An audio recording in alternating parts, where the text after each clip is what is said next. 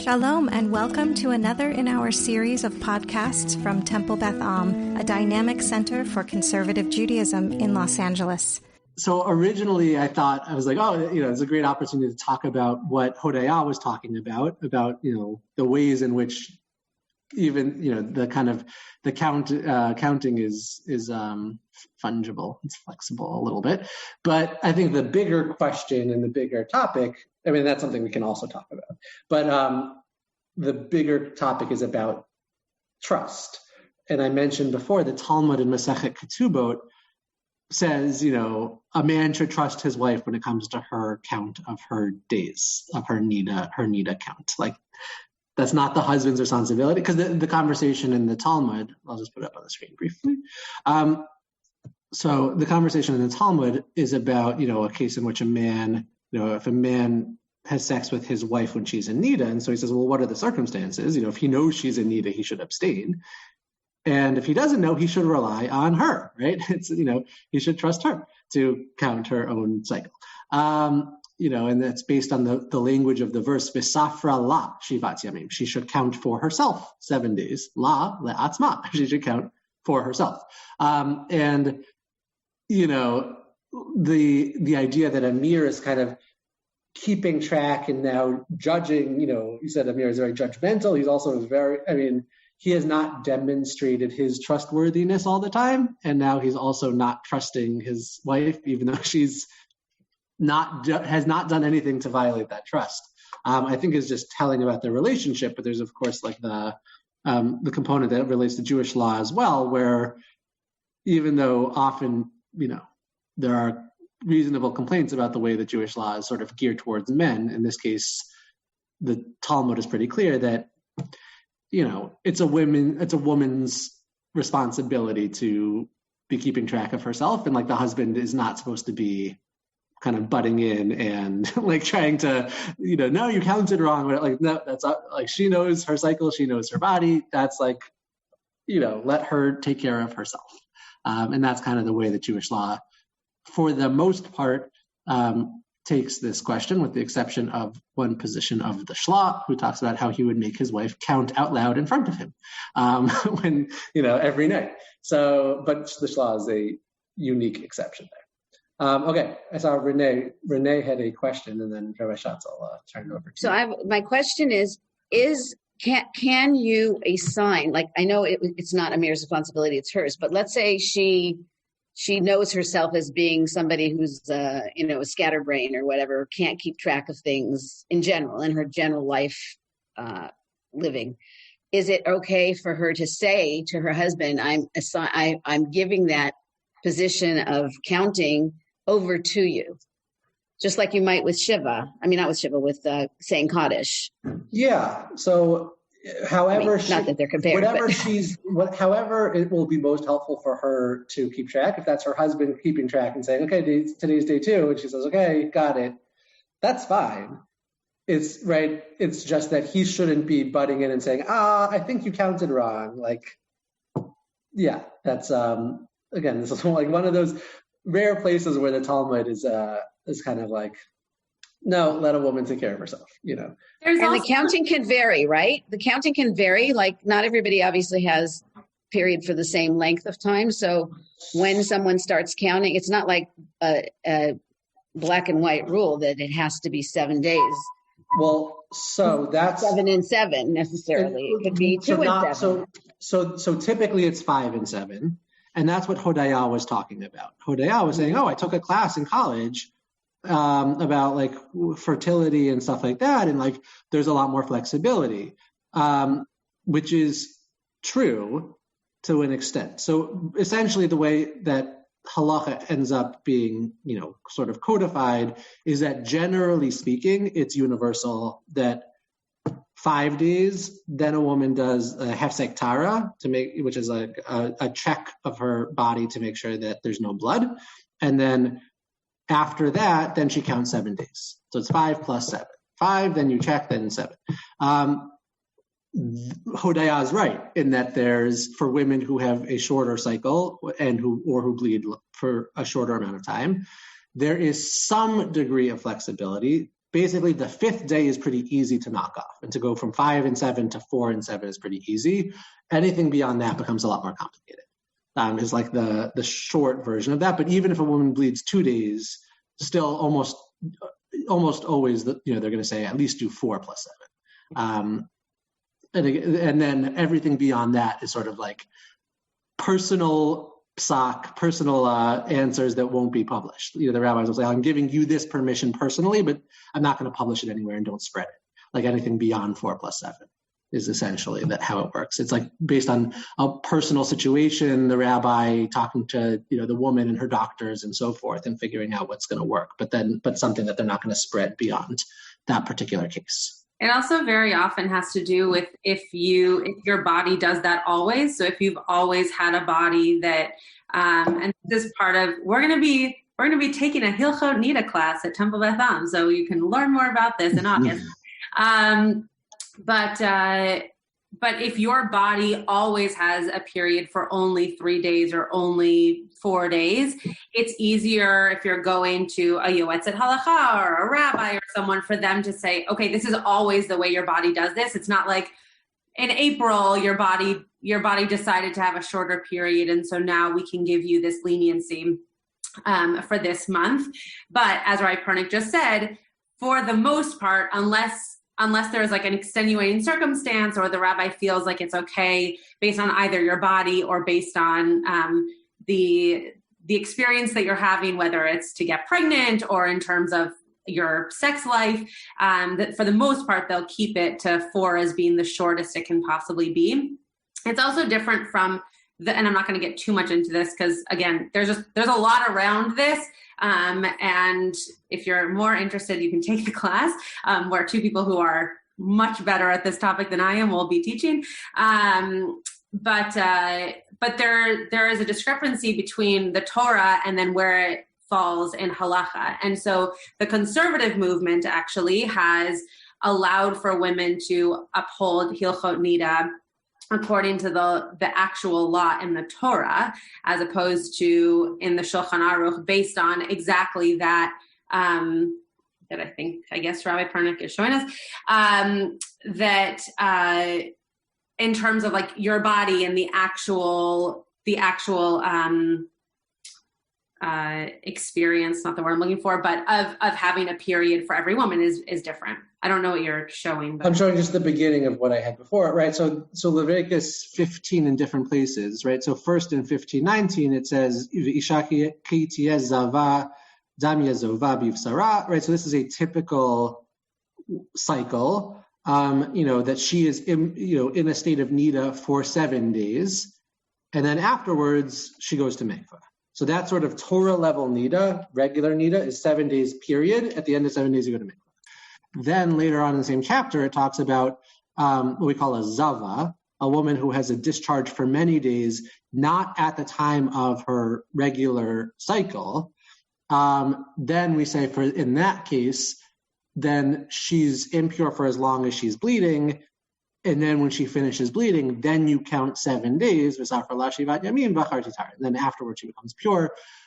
Again, a longer conversation, but halachically, we treat all nida cases as the Zava case, and not as the Torah's nida case. As Rabbi Schatz is saying, in the conservative movement, I guess they've said, like, you can keep Torah nida and not halachic nida, which means 7 days versus 12 days. Yeah, which you can see. I just put it in the chat if you want to read it. Rabbi Avram Reisner put out this tshuva in 2006. It is not a tshuva that most people read or know about, because in the conservative movement, part of the reason why we'll be taking this class is that Hilchot Nida is not something that is widely discussed or even practiced.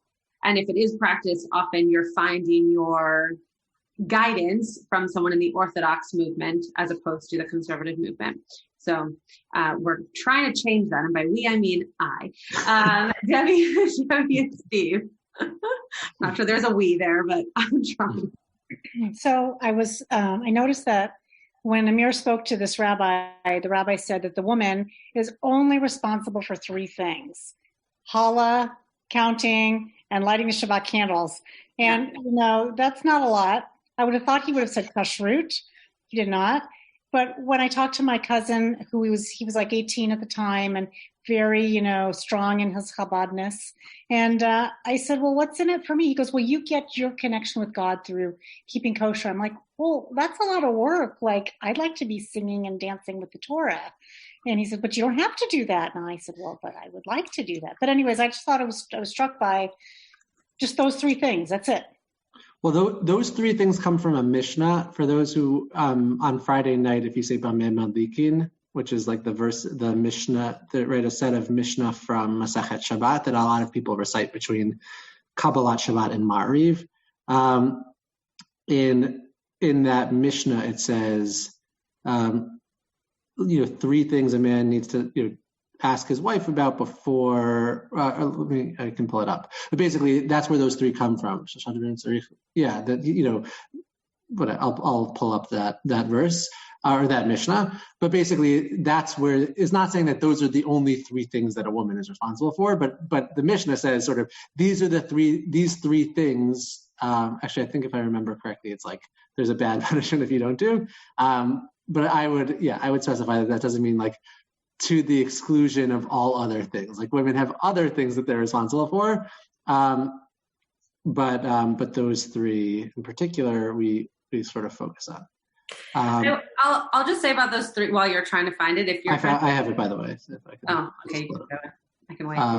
So Mishnah. So this is the second chapter of Mishnah Shabbat. And it's actually a bad, right? Al shalosh avirot nashim meitot b'shat li'letan. There are three transgressions. It says that women for which they die during childbirth. Al she'enan zihiro b'nida uvechala uvehadlakat haner, because they're not careful with regard to nida, chala, and lighting candles. So that's something, again, that's in what a lot of us, actually in our shul we don't. But in many synagogues you say that this chapter, the second chapter of Mishnah Shabbat, between Kala Shabbat and Ma'ariv, that's kind of like a very strong statement. But again, that's where that three comes from. It's not to say like those are the only things that women are. So I think that there's also like a positive spin to this in terms of Chala, Nida, and Hadlakat Ner. So these are things that very specifically, I'm really glad we looked at that Mishnah. I think that those are three things that, like, if a man were to say, let me count for you your period, if you're a woman, you would think to yourself, no, like that seems very silly for you to do when I'm the person hopefully going to the bathroom alone, and not having you sit there and let me know if I'm bleeding or not, to be crass, right? There's no reason for a man to be involved in that. And same with challah, right? It's not the man's business whether or not she used enough flour to take challah to make challah for Shabbat. And the lighting of the candles, most likely the reason that became a woman's mitzvah is because she was home and the husband wasn't even there to know if the candles had been lit. So those things, I think, if you're to think about them positively, though there's obviously negative ways to think about the fact that there's only three, or why those three, that there is some ownership around those pieces, that not only is it a woman's obligation and responsibility, but it means that exactly what Amir did, is this for you or for everybody? For you. Are you being serious? Yeah. No, you mentioned challah. I don't know if everyone knows the idea of separating challah. You were kidding or not. Okay. No, I'll explain. I got it. But that, now I lost my train of thought. But that unlike what Amir does, which is really get into her business in such a way that he's actually wrong, that if she's just allowed to have that as her responsibility, then he should just trust her. And that kind of takes away his need to have to worry about that as a halachic paradigm in his home. What Rabbi Pernick wrote to me, and I wasn't sure if he was joking or not, which is why I asked, when we're all done with Zoom, the Rabbi Pernick will no longer be able to teach with me. It will be a lot easier to have these like very discreet comments as opposed to me asking in front of everybody if he was joking. He was not joking.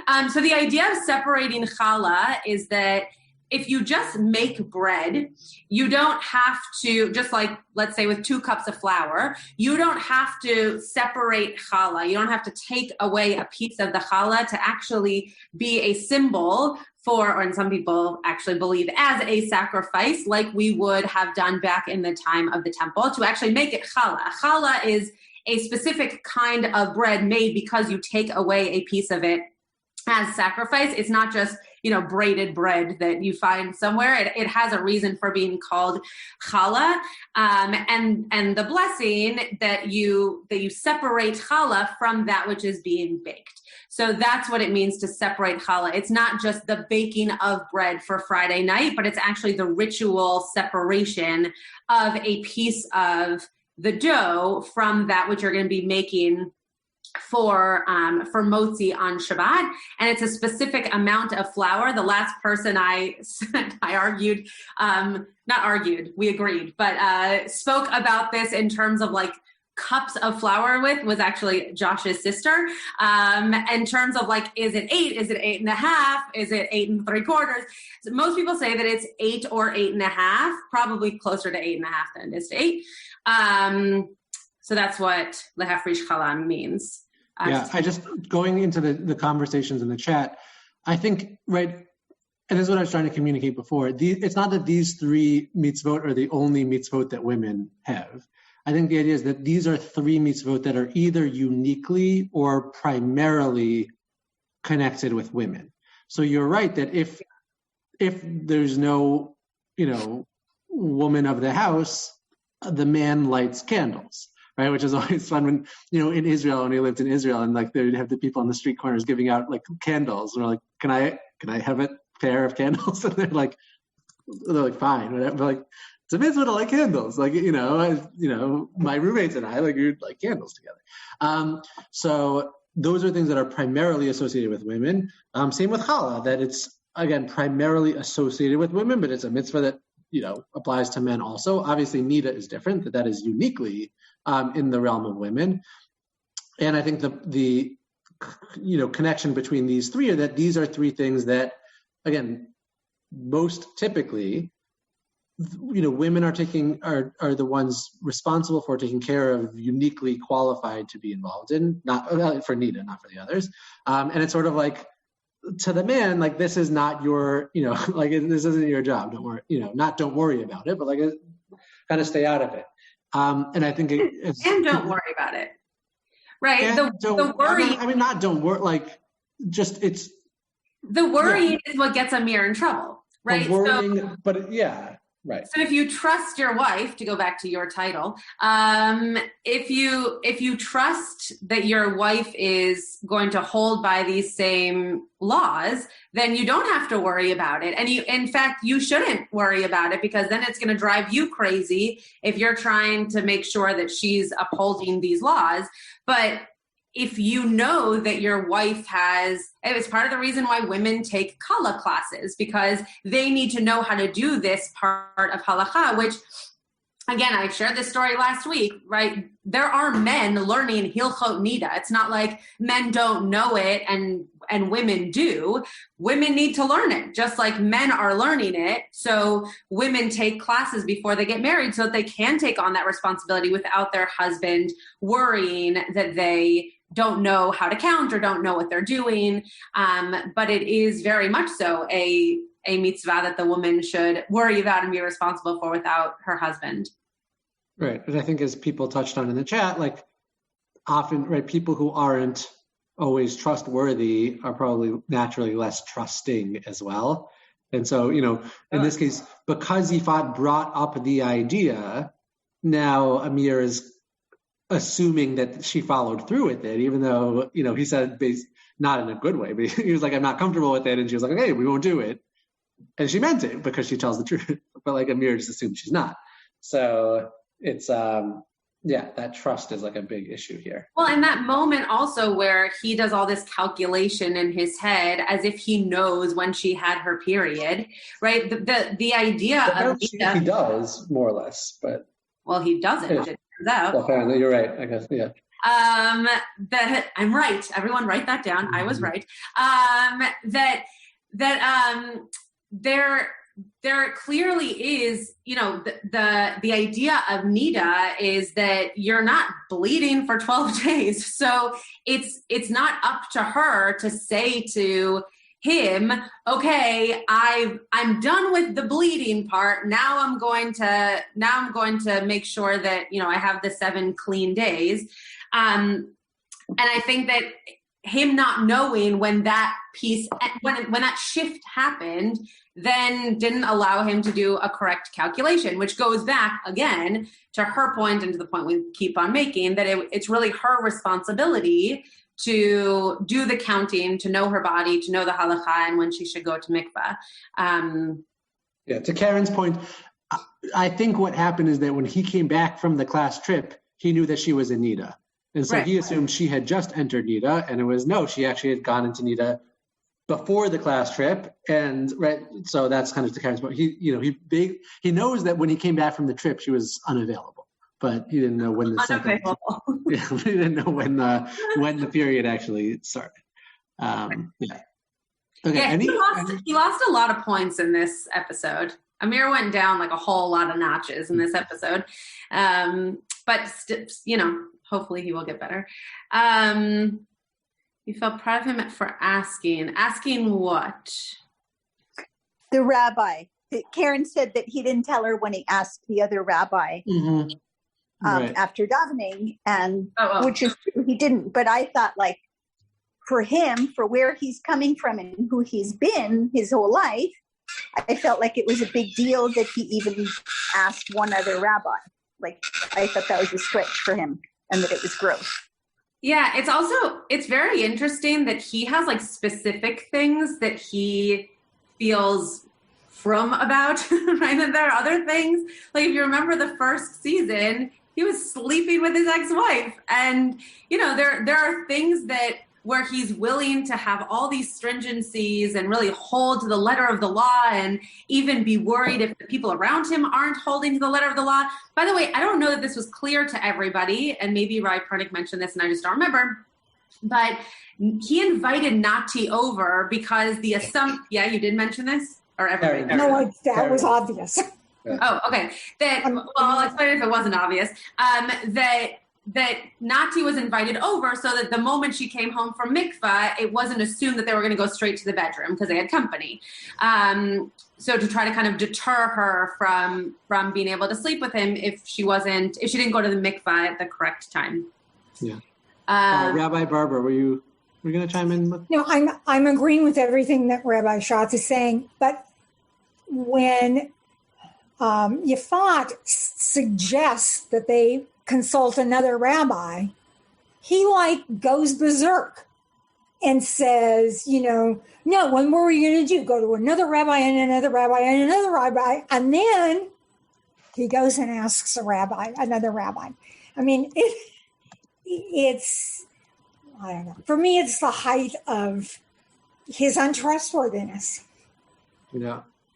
Agreed. And then, what's interesting is that he asked the rabbi says, no, that's her responsibility. And then he doesn't communicate that back to her. He still doesn't trust her afterwards. So, very interesting point. I know there's a bunch of things in the chat, but I see we have 3 hands. So maybe Norm, we'll start with Norm. And Rachel, if you have. I did. It was Rachel. Rachel first. Rachel. Okay, Rachel. It's my comment. The first episode of this season focused on them not touching during her time of Nida. And since that episode, they're very affectionate with one another. They hold hands. And during this time, in this episode, I didn't have the sense that the lack of physical contact that was such a big emphasis in that first episode seems to not be carried over into the series at all. Either that or every episode we've seen since the first one, except for this one, were during her clean days. And Run clean. Well, this episode, they were touching one another. Okay. So if they're touching one another, we need to assume that they were in clean days. But I think that's the point I wanted to raise, is kind of what's up with the writers that Nida makes an appearance at one episode and makes a different appearance 8 or 10 episodes later, and really isn't seen in between at all. And I have a completely different one, which is that, well, I do not want to be defending Amir at all in this episode or otherwise. I am very much aware that everybody, including the late Rav Moshe Feinstein, picks and chooses which halachas they observe carefully and which they choose to ignore. And every Jew does that. Yeah, it's interesting that you bring that up, because Amir actually said something that made me think, like, oh, you could be a really good conservative Jew. Where he said, so what if a halacha isn't something that you agree with or doesn't work with your way of life, you're just going to change it? When he's talking to Yifat about Hilchot Nida. I was like, oh, it's a really interesting way of thinking about halacha in modern day, that the conservative movement doesn't go all the way to just say, well, we're not going to do that at all. There are modifications around it, obviously, but it is an interesting way of coming into modernity around halacha, that if Yifat doesn't like the way her body or her mind feels on these pills, she's trying to find a modern way around something that is only coming up in modernity around her body. And that's totally fair. But what Amir is then saying is, no, but there's halacha. Case in point, that like A through Z, we know what to do. We could go to a rabbi and that rabbi might say something different, but we know that the foundation for all this comes from the place that we're going to listen to. And we could continue going rabbi after rabbi after rabbi to find the answer that we want, but ultimately it's going to land back with us in it being traditional halacha. So I caught on to that moment and thought that was a very interesting way of Amir expressing to Yifat how he felt like she was engaging with the halacha, even though I don't actually think that's what she was trying to do at all. She was just trying to make it better for herself and for her body. Okay, there are lots of hands. Renee, Rebecca, then Denise. I mean, I felt like Amir was seeking out Rabban that he knew would give him the answers that he wanted to hear. And I don't know, I didn't seem like when she made that comment to him about, oh, well, why don't we talk to another rabbi, that she was necessarily going to screen dafka for a rabbi that was going to agree with her. She didn't say any specific. So it sounded like she was more open to just seeing any other rabbi other than the one he spoke to. Yeah. I mean, I do actually think there's also some amount of cultural issues at play that, generally speaking, Sephardi and North African Mizrahi people, regardless of, how strict they are in other areas, tend to be very strict when it comes to Nida.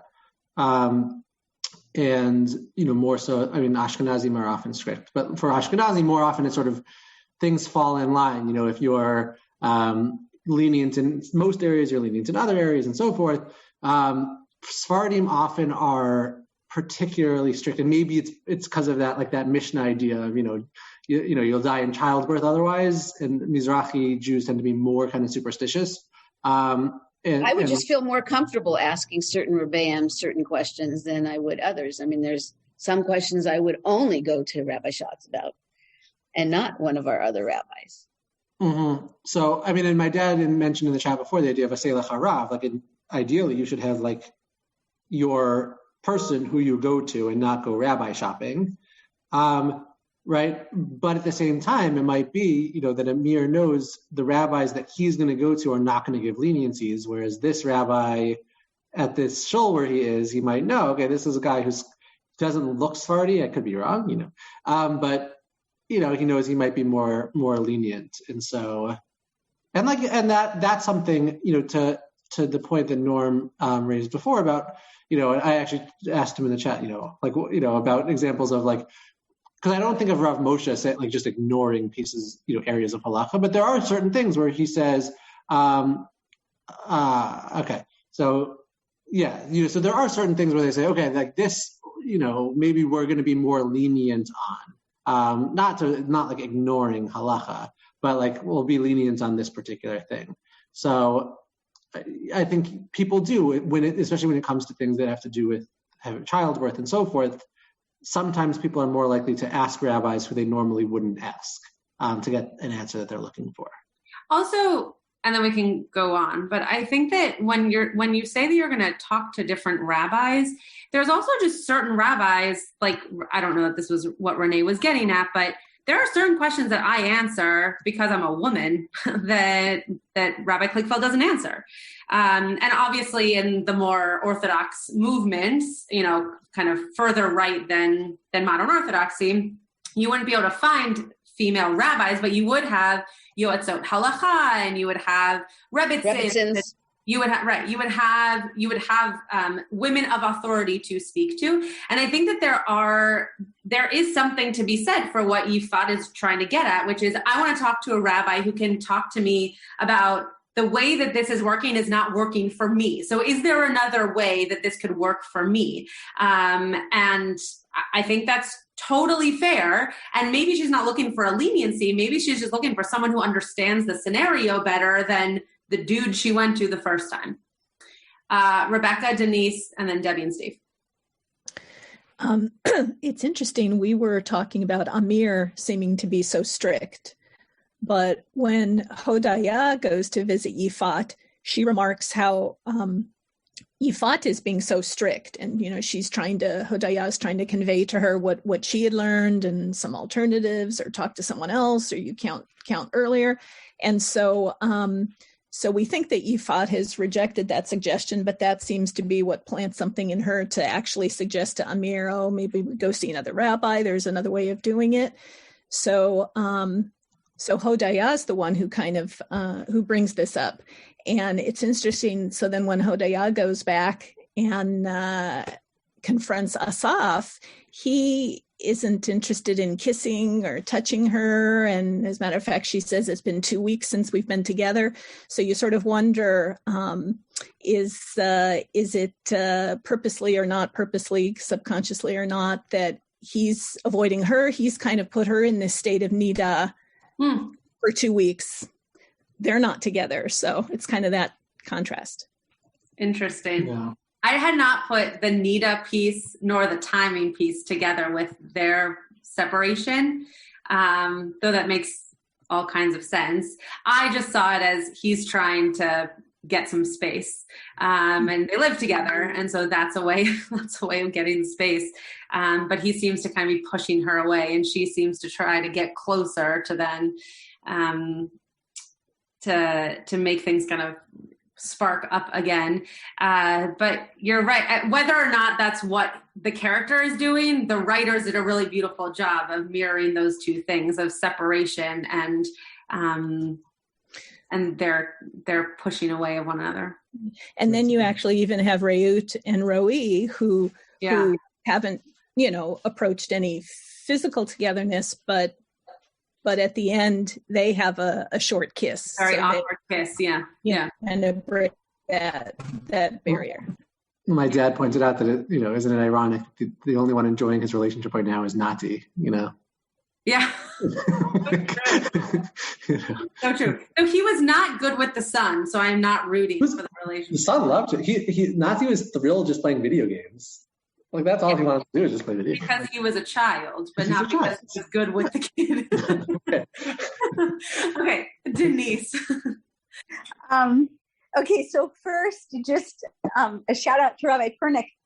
I didn't know there was a big picture element to North African traditions and like heightened interest in the mikveh. But when before COVID, I was exploring dating sites right before COVID hit. And all these French guys, like they say, there's a thing where it says, what are you looking for? And they're like, I'm looking for a woman who will keep Taharat Mishpacha. And I'm like, that's it? But, and why are you looking forward to that? Like, it was like, not that I'm against it, but I didn't understand why it would be on a man's wish list. And sometimes it was the only thing, so now I have a little more understanding. So that was interesting. That is a fantastic window into the frum dating world. A wish list that includes making challah, practicing Hilchot Nida. Wow, no, sounds very about making challah. They all wanted Kisui Rosh and Taharat Mishpacha. That's it. And like one after another. And I was like, oh, France, they're so sophisticated. No. Yeah, no, I think you're right. So I think Sephardi and Mizrahi men, those are big things. Like Kisui Rosh and Hilchot Nida. Even if in other areas they're leaning into from, like those, totally. Like very much a thing. Yeah, so that was just a big, and now you've sort of put it in perspective, which is kind of cool. So the other thing that I noticed that happened a little bit with what Rebecca was describing with Yifat and Hodaya, but I saw it with Amir, and I feel like I see it with Amir almost every week, where on the outset, like his kind of first level reaction is to dismiss something or to withhold, but then privately on his own, he checks things out. Like he went to the rabbi, he looked at things, or like when she wasn't looking, he opened the pills and smelled them to see what they were like. Like, I think he has an open heart. His mind, not as much, but his heart, I think, is very open. And in each episode, he grows a little. He expands himself a little bit. He steps up where his first impulse was not to step up. So I kind of admire him for that. Nice. I like that. That's all. Just a shout out to Amir. Yeah. All right, Debbie and Steve. So I think it's interesting just from a medical perspective that this time of not being with your spouse, so the time of being with your spouse, which you're allowed to be together, is the time when the woman is the most fertile. And we've talked before about wasting seed, you know.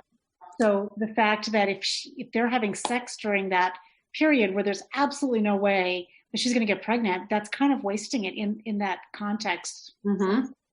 I think that's a huge piece of why we observe Nida the way that it's been arranged. The 5+7 that we talked about, right, gets you for most women to, as you say, like the top, prime fertility time. And that way it's sort of like, okay, we'll focus on this during that time when it's most likely to be successful. And then it's not considered wasting seed the rest of the month, but it's like, you're right, that you want to, I think the rabbis want to make sure that you're, the mikveh night, and that idea that she's texting and saying, okay, tonight's my mikveh night, I'm coming home. Like, the night where you are most likely to be having sex is at the time of prime fertility. Like, that's not a coincidence. Maybe. And that's why Maimonides talks about a custom in his day that, I think I mentioned this before, that women decided to start observing 7+7 on their own. They said, I'm going to do 7 days plus 7 days. And Maimonides is like, this is a terrible custom and like needs to be spoken out against, and rabbis should be giving drushas against this, like,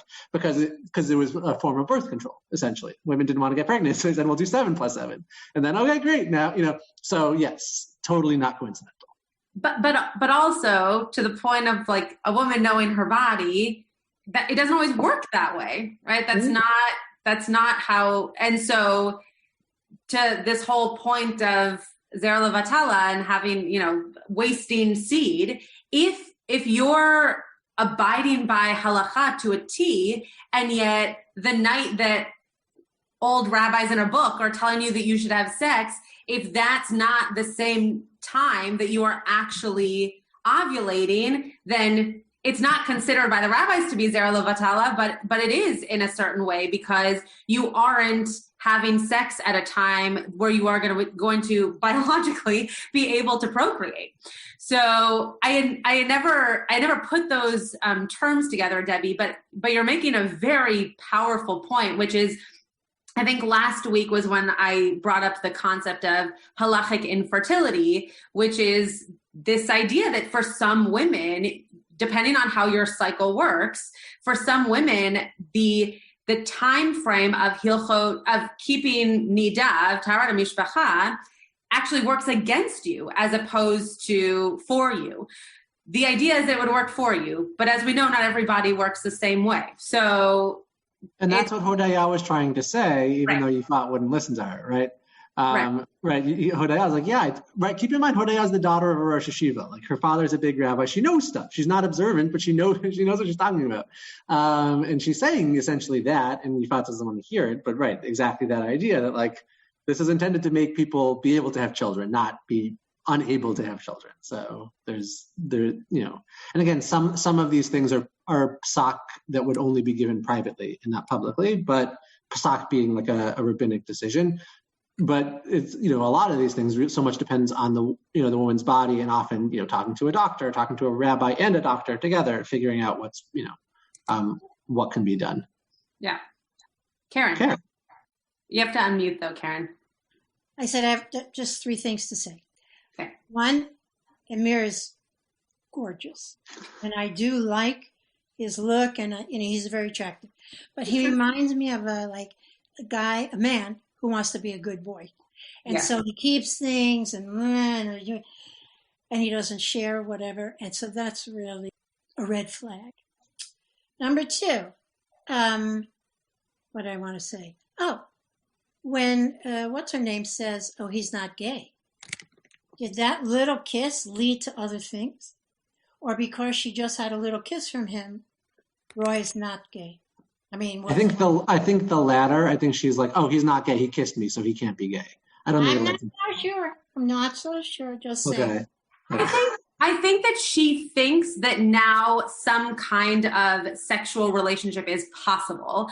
I don't know that she's convinced that he's not gay. I think that she is convinced that if he can kiss me, we can be married and have a sexually fulfilling relationship, which, whether or not that is correct, I think she is convincing herself that it doesn't matter if how he defines himself is gay or not. But rather that if he was able to kiss her, that means there's something else there. Okay. Mm-hmm. I forgot the third thing. Sorry. Sorry. Yeah, Jeff. I was just thinking about that kiss. I just think Roy is maybe a very sensitive guy, and he sees his friend in distress, and that might all be all it is.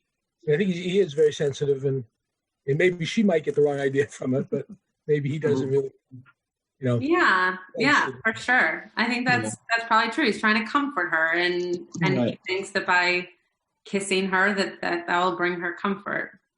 That's very sweet. Yes, Rabbi Dan Pernick. Thank you. So I disagree just a little bit with what was just said, because I think I felt something when she was putting the kippah on his head. Mm-hmm. And there was that physical contact, which was different than it was kind of like, okay, will they or won't they? Is that going to lead to something? There was, maybe it's overstating, but like sexual tension at that point. Mm-hmm. So, and I think, yes, he saw that she was hurting, and that helped with the kiss. But I think, her putting her hands, it was almost an embrace. Mm-hmm. And I think that kind of led to it. Yeah. Yeah, I think they're trying to figure each other out, right? And I think that he wants to make it work because it's better for his, quote, image and his family if it works. I think that she's trying to make it work because she genuinely has feelings for him, and she's devastated that he might not be attracted to her. And so they're both trying to figure out, how do I navigate this, and how do I try things that might lead me to believe that there's more of an opportunity here than titles might suggest. And I think that, in addition to trying to figure her out, he's trying to figure himself out also. He's like, okay, I know I'm attracted to men. And so that seems to be his primary attraction, but he's sort of figuring out, can I fall in love with a woman? And I think he's not sure, he wants to try, he knows he wants to try because of the social reason, all these reasons, but it's still sort of an open question about whether he really can fall in love with a woman, but he wants to give it a shot, Yeah. And I think that's what Mayer's role also a little bit is, right? He has this friend who is gay, who has a wife and multiple kids, and and so he sort of has that mentor kind of relationship with this guy who's like, no, it's possible, So yeah. Yeah, Norm or Rachel.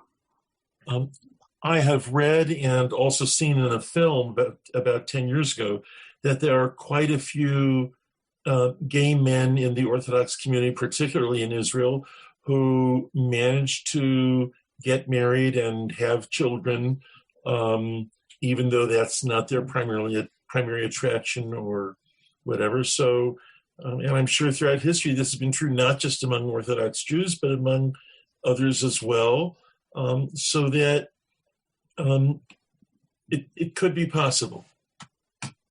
Yeah, I think it was true, unfortunately, until very recently, and potentially is still true in some communities where if you are considered othered by your community or by your family based on your sexual preference, you try to make it work in such a way that you can be accepted and feel welcome in the community or the family that you live in.